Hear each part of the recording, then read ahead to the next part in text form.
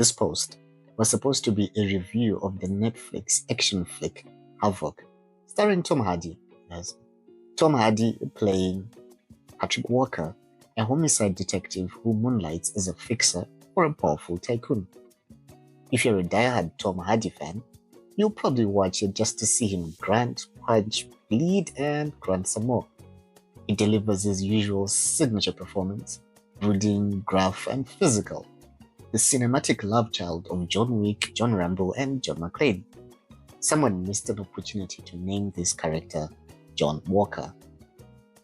Havoc is a shoot-'em-up film on steroids, a ballet of bullets and falling bodies. It has all the emotional depth of a razor blade and just enough plot to string together the chaos. But then again, it's literally called Havoc. I started to wonder if the purpose of movies like this is to feed us a dangerous fantasy, that deep down we're just waiting for someone else to go full action hero and save the day while we live stream and hashtag. Which brings me to Comrade Bombshell. If you know, you know. If you don't, there's a local war veteran turned viral protest content creator, Blessed Gazer, Comrade Bombshell. He burst into meme-worthy fame during a press briefing in response to talk of the president seeking to extend his term beyond 2030, where he quipped that the only 2030 the president would see was on a watch. Bombshell has since taken to YouTube to do 8:30 p.m. broadcasts as a nod to that ticking 2030 political time bomb, calling for protest marches and indefinite stayaways until either the president resigns or gets impeached, or a military intervention results in not only his removal, but of the corrupt elements surrounding him. Jiganand. Think of him as a resistance broadcaster without a visible resistance movement.